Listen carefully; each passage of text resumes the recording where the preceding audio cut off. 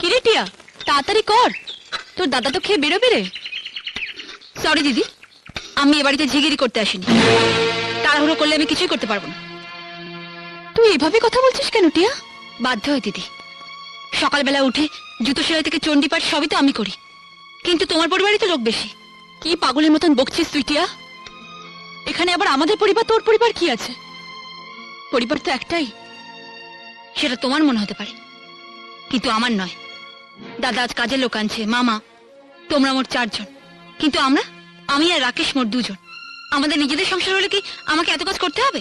টিয়া, কি হয়েছে তোর? আজ তুই এভাবে কথা বলছিস? তুই বল আমাকে, কি চাস তুই? আমার আর এক সংসারে খেতে ভালো লাগছে না দিদি।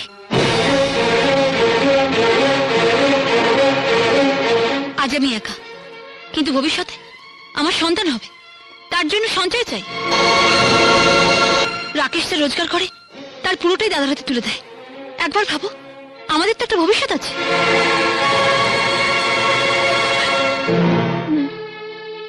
ঠিক আছে, প্রতি মাসে কত টাকা তুই জমাতে পারবি আমি জানি না, কিন্তু তোর মনে যে কালো কালিমা জমে গেছে তা আমি হলফ করে বলতে পারি।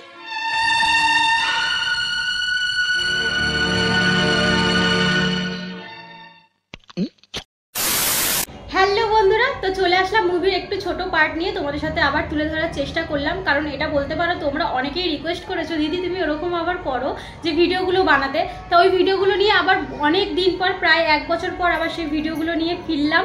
তো তোমাদের কিরকম লাগছে অবশ্যই জানিও, যদি ভালো লেগে থাকে অবশ্যই কমেন্ট করবে, তাহলে এরকম আরও ভিডিও আমি দেওয়ার চেষ্টা করব। তো মুভিটার নাম তো সবাই জানো, কর্তব্য, প্রসেনজিৎ রচনা আছে। তো আমি দুজনের পার্ট একসাথে তুলে ধরার চেষ্টা করেছি, তো কিরকম লাগছে অবশ্যই জানিও। Tata bye.